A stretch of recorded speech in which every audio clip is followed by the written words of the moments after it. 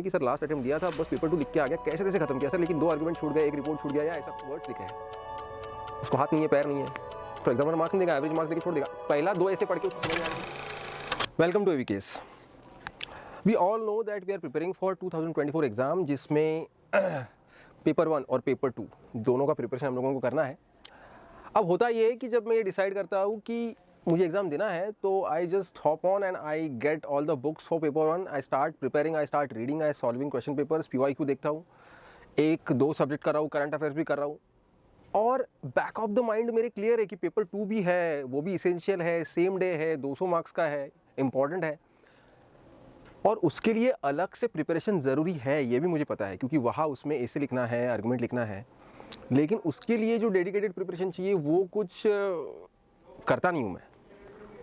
अपने आप को ये बताता हूँ कि बाद में करेंगे, एक बार पेपर 1 ख़त्म कर ले, उसके बाद कर लेंगे। वैसे भी पेपर 1 जो है वो पढ़ लूँगा, तो उसके बेसिस पे पेपर 2 लिख सकता हूँ।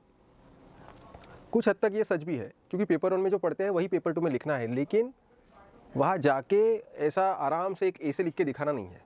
वहाँ जाके पेपर 2 में आपसे क्या क्या एक्सपेक्टेड है, पहले उसके बारे में बात करेंगे। एक बार वो क्लियर हो गया तो आपको ये समझ में आ जाएगा कि what is the right time to start paper 2 preparation and why we are discussing this video right now.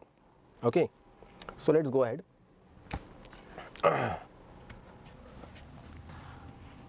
एक बात करते हैं टाइम वाले फैक्टर की।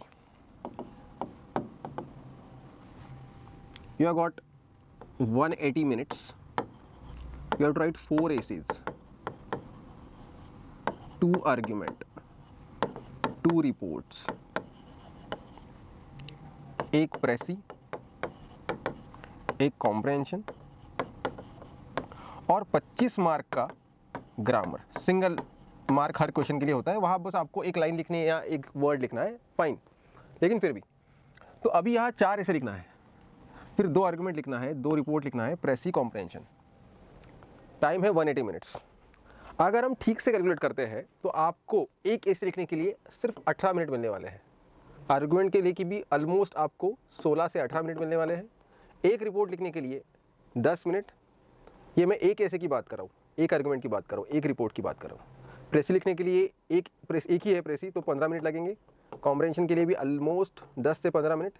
कभी को कॉम्प्रहेंशन जल्दी हो जाता है, लेकिन वो पूरा पढ़ना है, समझना है और फिर ठीक से जवाब लिखना है। टोटल 4 क्वेश्चन है, तो 15 मिनट लग जाते हैं पढ़ के सॉल्व करने में। ज़्यादा समय भी लगता है। ये समय जो मैं दे रहा हूँ ये एक्चुअल आइडियल टाइम है। आप क्या करो, इस लेक्चर को पॉज करो, कोई भी एक रैंडम टॉपिक उठाओ ऐसे का, और आपको लिखना कितना है यहाँ 300 वर्ड्स। आर्गुमेंट का उन्होंने वर्ड लिमिट दे के नहीं रखा है, लेकिन ऑलमोस्ट आपको उतने ही वर्ड्स लिखने हैं। रिपोर्ट में आपको 200 वर्ड्स लिखने हैं। प्रेसी आपको 1/3 करना है, पकड़ लो 450 वर्ड्स का है, तो 150 वर्ड्स तक लिखना है। कॉम्प्रहेंशन के 4 सवालों के जवाब देने हैं, मतलब वो भी अराउंड कुछ 150 वर्ड्स तक आपको लिखना है। तो आप एक सिंपल छोटी सी टेस्ट जो है, सैंपल टेस्ट आप करो। एक ऐसे लो, एक टॉपिक दो अपने आप को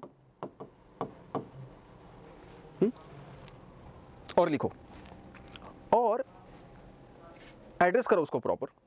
ऑब्वियसली आप किसी भी चीज़ का इस्तेमाल किए बिना लिखो, चाहिए तो आप एक बार पढ़ लो उस चीज़ के बारे में, उसके बाद लिखो। खैर एग्जाम में ये सब होने वाला नहीं है, लेकिन सिर्फ आप एक ऐसे लिख के देखो। आप 20 मिनट तो क्या, हाफ आवर में भी शायद उसको ख़त्म नहीं कर पाओगे। एक प्रॉपर ऐसे 300 वर्ड्स का लिखना है। तो अगर मुझे एक ऐसे लिखने के लिए 30 मिनट्स, इन सम केस आपको 45 मिनट्स भी लगेंगे, तो फिर क्या मैं सोच रहा हूँ, अच्छा एक ऐसे में लिखता हूँ, उसको मुझे इतना टाइम लग रहा है, और वो टॉपिक भी मैंने थोड़ा सा पढ़ लिया था उसके बारे में, फिर भी मुझे 30 मिनट्स लग रहा है। तो मुझे तो 18 मिनट्स में लिखना है, और वो 6 टॉपिक जो होंगे वो कौन सा है मुझे पता नहीं, उसके बारे में कोई चीज़ पढ़नी नहीं है। जो पढ़ी है उसके बेसिस पे, जो इन्फॉर्मेशन मुझे पता है उसके बेसिस पे मुझे प्रेजेंट करना है। अच्छा, तो कैसे चलेगा?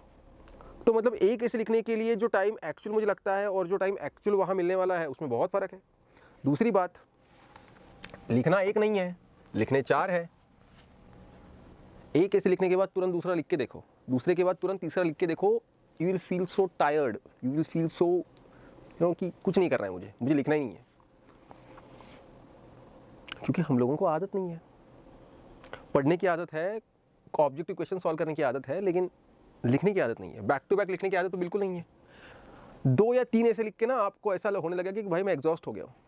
4 ऐसे लिख दोगे तो और कुछ नहीं करोगे दिन भर, उसके बाद आपको 2 आर्ग्यूमेंट, और हाँ बाय द वे ये सारे ऐसे लिखने के लिए पकड़ लो, अभी आपको ऑन एन एवरेज 30 मिनट्स पर ऐसे तो 2 घंटे लग गए, यहाँ आपको वो 1.25 घंटे में ख़त्म करना है।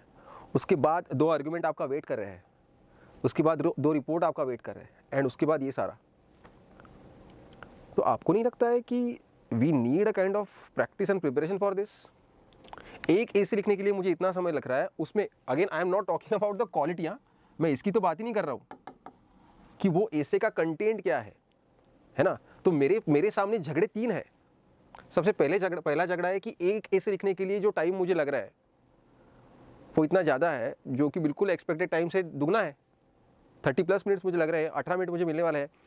6 ऐसे होंगे, उसमें से 4 चूज़ करने हैं, ब्रेनस्टॉर्मिंग करना है, कौन सा पहले पॉइंट लिखना है वो सोचना है, और उसको एक्चुअल में लिखना है।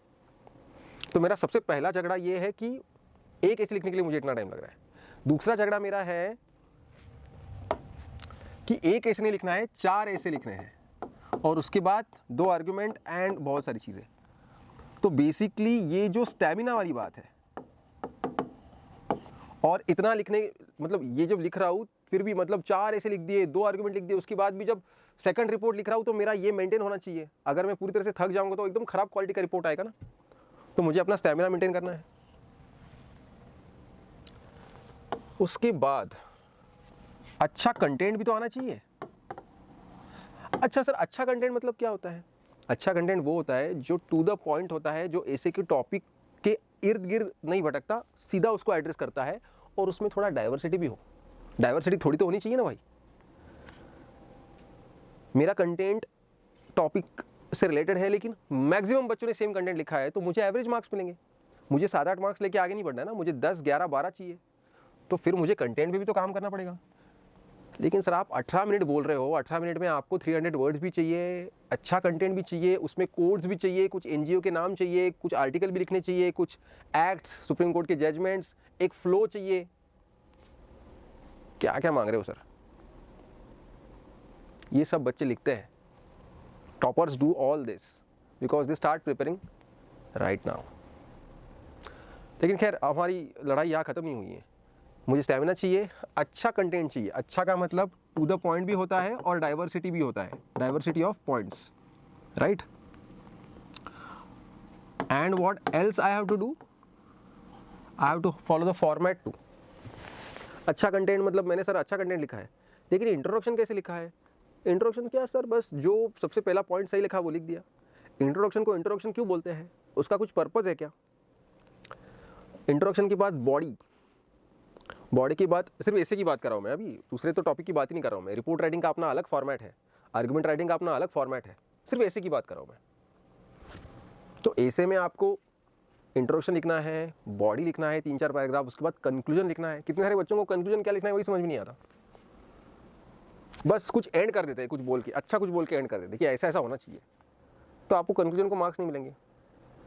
अंडरलाइन करना भूल जाता हूँ मैं, अंडरलाइन करना बहुत ज़रूरी है ऐसे में। इसके साथ साथ ये ज़रूरी है कि मैं एक मतलब मेरा एक ऐसे एक फ्लो में लगना चाहिए। ऐसे नहीं लगना चाहिए कि ये एक पैराग्राफ जो लिखा है उसके बाद दूसरे का और उसका कोई लिंक ही नहीं है, फिर सडनली चौथे में उसका लिंक लग रहा है। मुझे रीजंस के बारे में बताना है, प्रॉब्लम्स के बारे में बताना है, क्या कर रहा है उसके बारे में बताना है, अलग अलग जो एजेंसीज है वो क्या कर रही है उसके बारे में बताना है, ग्लोबल इश्यूज़ के बारे में लिखना है। और आप शायद ये समझ रहे हो कि मैं अज्यूम करके चल रहा हूँ कि जो कुछ ऐसे के टॉपिक्स मुझे पूछे गए वो मुझे आ रहे हैं, मतलब आई नो अबाउट दैट, उसके बाद ये सारा है। नहीं आ रहा होगा तो तब क्या करना है, उसका क्या सोचा है? हम लोग ये अज्यूम करके चलते हैं कि पेपर 2 में मुझे आई नो एवरीथिंग। कैसे चलेगा? मुझे मेरे पहचान का टॉपिक नहीं आता है, फिर भी मैं कुछ ना कुछ लिखा हूँ, क्या उतना मैंने अपने आप को स्ट्रेंथन किया है, कैपेबल बनाया है? नहीं बनाया है तो फिर आपको डरा नहीं रहा हूँ, जो चीज़ें हैं वो बता रहा हूँ, क्योंकि इन सब चीज़ों के बारे में हम सोचते नहीं है। बस एक डर होता है कि हाँ करना है, लेकिन क्या करना है पता नहीं। हाँ वहाँ जाके लिखना है। तो बहुत सारे बच्चे मुझे मिलते भी हैं मतलब ऑनलाइन क्लासेस में कि सर लास्ट अटेम्प्ट दिया था, बस पेपर 2 लिख के आ गया, कैसे कैसे ख़त्म किया सर, लेकिन 2 आर्गुमेंट छूट गए, एक रिपोर्ट छूट गया या ऐसा कुछ। तो पूरा जोर लगा के लिखा सर, हाथ दुख गया था, लेकिन सर फिर मार्क्स तो नहीं आए। कैसे आएंगे? आपने बस वर्ड्स लिखे हैं, उसको हाथ नहीं है, पैर नहीं है, तो एग्जामिनर मार्क्स नहीं देगा, एवरेज मार्क्स देके छोड़ देगा। पहला 2 ऐसे पढ़ के उसको समझ में आ जाता है कि ये स्टूडेंट एवरेज है, इसको ऐसे ही मार्क्स देने हैं। आपको स्कोर तो 100+ करना है, 90 के ऊपर तो जाना ही है, तब जाके आपका कहीं चांस बनेगा। तो बोलने का मतलब ये है कि we need to understand first and then we have to follow that format too ना। क्योंकि 300 वर्ड्स में एक लॉन्ग आंसर भी लिख सकते हैं, एक सवाल पूछा उसका लॉन्ग आंसर लिखना भी पॉसिबल है, लेकिन ऐसे एक अलग फॉर्मेट है, उसकी अपनी कुछ डिमांड है उस फॉर्मेट में। मतलब वो बहुत मुश्किल भी नहीं है, लेकिन जो डिमांड ऑफ द एग्जाम है वो तो फुलफिल करनी है। तो फॉर्मेट तो ऐसे का भी है, आर्ग्यूमेंट का भी है, रिपोर्ट का भी है। So we have to learn all this stuff ना। फिर बहुत सारे ऐसे बच्चे होंगे जो मेरा सेशन देख रहे हैं जो इंग्लिश मीडियम से बिलोंग नहीं करते हैं, उनको ऐसे तो हिंदी में लिखने की सुविधा है, लेकिन ये सारा तो इंग्लिश में ही लिखना है, प्रेसी भी इंग्लिश में लिखना है, कॉम्प्रिहेंशन के आंसर भी इंग्लिश में देने हैं, ग्रामर का भी प्रिपरेशन करना पड़ेगा। तो कुछ काम तो करना पड़ेगा ना भाई। भगवान के भरोसे नहीं बैठ सकते और बाद में करूंगा, ये तो सबसे बड़ी गलती है। अब आप सोचो, इतना सब कुछ लिखना और ये अज्यूम करके चल रहा हूँ कि सब कुछ आपको आ रहा है। अच्छा कंटेंट लिखना और स्पेसिफिक फॉर्मेट में लिखना। और सबसे पहला हमने क्या देखा था कि एक ऐसे में लिख रहा हूँ, फिर भी I am not able to go to the timing which has been assigned to me in the exam. 180 minutes में ये सारा निपटाना है। 4 essays, 2 argument, 2 report, 1 precis, 1 comprehension और ग्रामर, और अच्छे मार्क्स लाने हैं, तब जाके फाइनल लिस्ट में नाम आएगा। तो पेपर 2 का प्रिपरेशन शुरुआत से करना is very very very important. और इसीलिए इंपॉर्टेंट ये है कि you start preparing right now. अभी से थोड़ा थोड़ा प्रिपरेशन करो। 100+ कैसे स्कोर करना है पेपर 2 में, उसका एक स्पेशल वीडियो AVKS के चैनल पे आपको मिलेगा, जहाँ मैंने how to score 100+ in paper 2 के 2 पार्ट बनाए हैं। Please go through that, there you will get everything. उसके अलावा भी अगर आपको लगता है कि और कुछ चीज़ें पेपर 2 के रिगार्डिंग आपको चाहिए, कमेंट बॉक्स में लिखो, will definitely address that, definitely. और we are having separate batch, paper 2 batch. I myself teach there online. Weekly हम 2 बार मिलते हैं। आपको ये लग रहा होगा ना, हाँ बहुत सारे बच्चों को ये भी होता है कि सर अरे यार पेपर 2 को, पेपर 1 का प्रिपरेशन कॉम्प्रोमाइज़ हो जाता है, थोड़ा थोड़ा रोज़ करना है। हफ्ते में 2 बार मिलते हैं हम लोग, थोड़ा होमवर्क देता हूँ, लेकिन still we manage very good marks in paper 2। अभी जो रिजल्ट आया है, many of the students they agreed that it made a difference, and because of that they are preparing now for physical and medical and waiting for interview call, right? So absolutely अच्छा हम लोग कर सकते हैं। तो आप लोग हमारे साथ भी जुड़ सकते हैं। You can join the batch, numbers are here, you can just contact, ठीक है। इसके अलावा भी आपको कोई भी इशू है, बस कमेंट बॉक्स में लिखो and we'll be addressing all of those, but just try to understand कि सिर्फ सर बाद में देख लूँगा ये बोलने की चीज़ नहीं है। पेपर 2 में जो मैंने आपको चीज़ें बताई, जिसमें एक ऐसे लिखने के लिए जो टाइम है, और वो भी जो आप लिखोगे वो उसको कितने मार्क्स मिलेंगे वो तो अलग ही है, क्योंकि वो कौन से कैसे फॉर्मेट में लिखा है, इंट्रोडक्शन कैसा है, कंक्लूजन कैसा है, कंटेंट कैसा है, वो अलग चीज़, टाइमिंग अलग चीज़। और सिर्फ एक ऐसे लिख के रुकना नहीं है, 4 ऐसे, 2 आर्ग्यूमेंट लिखने हैं। So 3-4 battles are there and then you are ready for a war. So we have to practice a lot and we need to know कि what needs to be written. So you can join us and you can prepare very well. Otherwise भी हम लोग यहाँ आपको YouTube पे guide करते रहेंगे। आपको कुछ भी इशू है, just let us know. We can work together and we can make a difference, right? So all the very best and thank you very much.